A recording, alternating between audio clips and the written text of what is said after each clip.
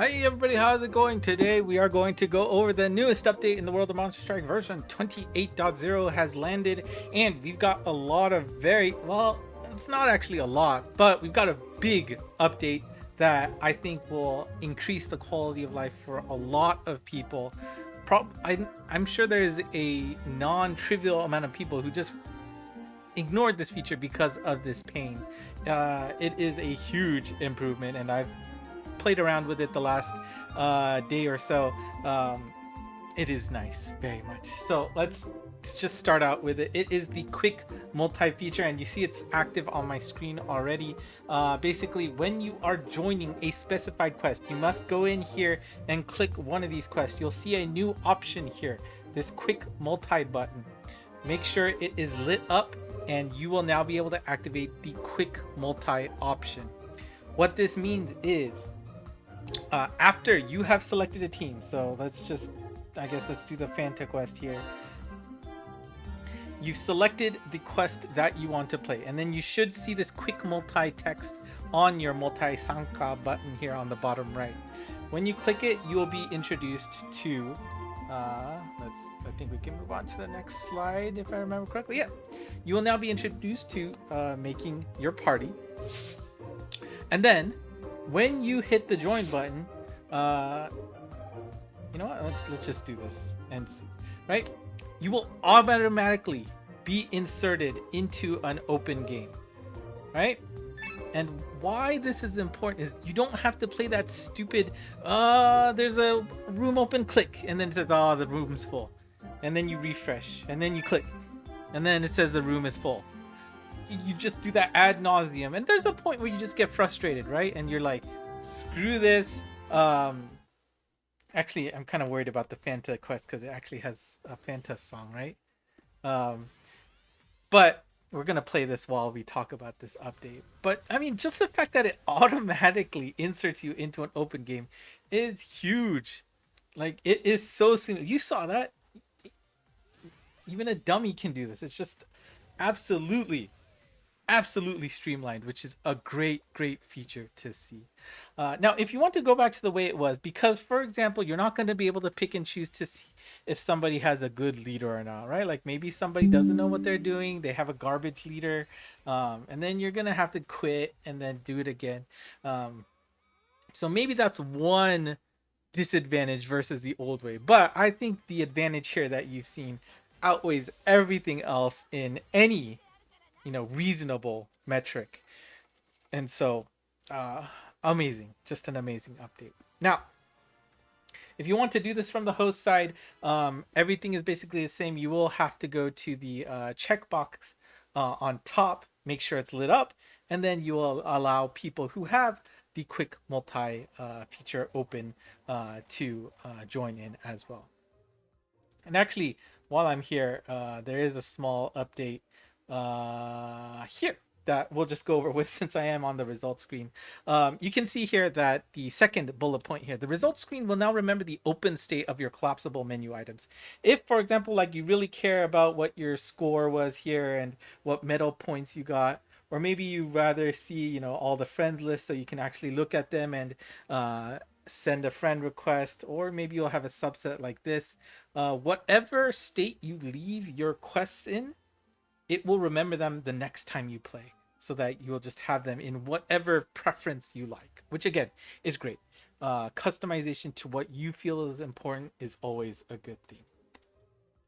Okay, so now let's go to the hosting difference here. Like I was saying, you have this check button here, and then when you say that, you're saying, I want people who have the quick multi feature to join my game.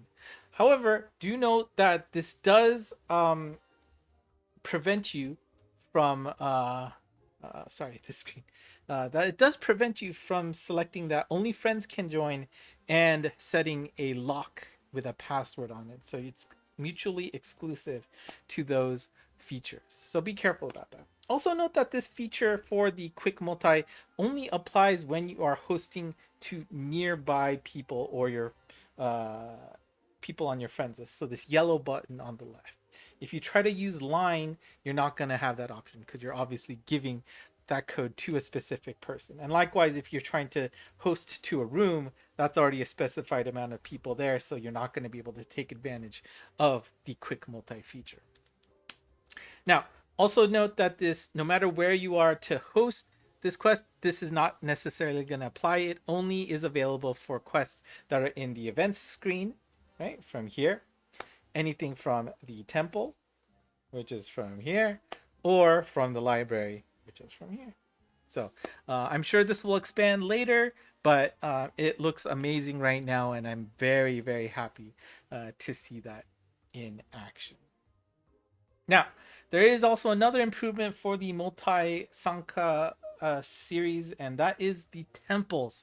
You can now go into the Sonota button, and you will see a new tab here that allows you to pick specific temple stages to join in.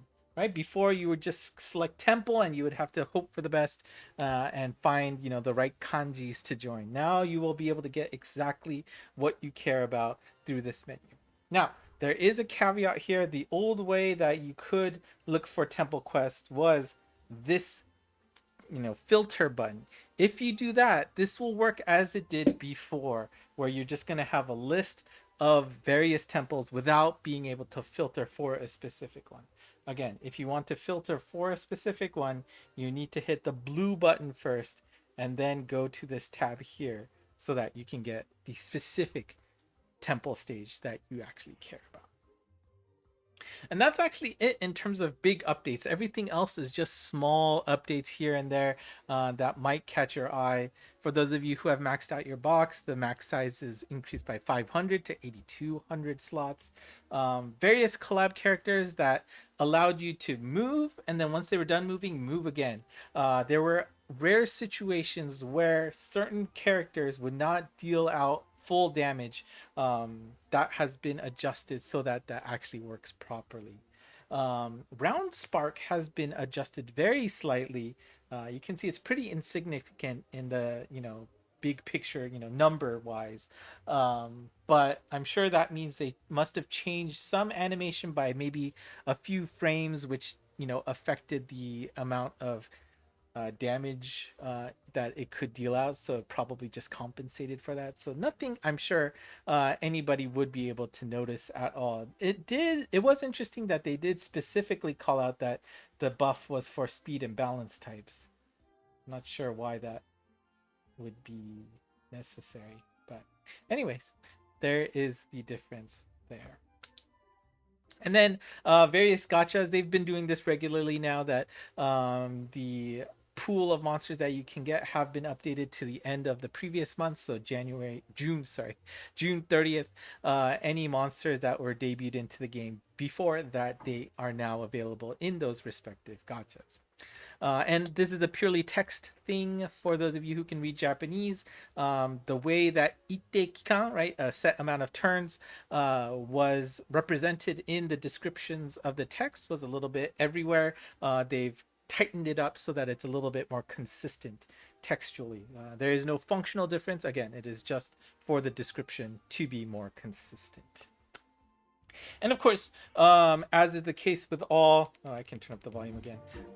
With all, you know, post maintenance updates, you do get the 50% flip gacha. I always like to do it. This gacha will go away on the 12th, so you do have a few more days to do this, but don't forget, it is a single pull. It does cost orbs, so be careful of your Hoshidama. Like I said, coin flip to get a 5-6 star monster. Got a bust here on my main. I will log into my alt and do that while I finish up this video. And of course, you know, always tell you to not forget about this. This one is a little bit, is it? Yeah. Here we go. I didn't do it yet, right? Yeah. So make sure you don't forget to do that. Is the date right? My date might be off by a day or so, but don't forget to do it. It's 5 orbs. It's super easy. It would be a shame to miss out on the 5 orbs. Now, if you're doing the 50% pull, it pays for your single pull there. But if you just want to bank those 5 orbs, can't blame you for doing that either. So, you know, make sure you don't forget. It's easy to forget. Da, da, da, da, da, da. I don't know. I feel like my alt has busted on this so many times. Anyways, that's it. Again, you know, you don't hear me get too excited about updates, but this multi-join, the quick match feature is amazing. Please take advantage of it. This really does make the co-op life so much easier. Very, very happy to see these kind of updates come in. Now, obviously, with a big major update, that, I don't know, probably means we're not going to get anything significant at Dream Days, given that they just dropped, unless they have got a huge, you know, huge feature coming in a month or so that they want to hype up. But that just seems a little bit weird timing wise. So I would not expect any significant updates for you know, the game.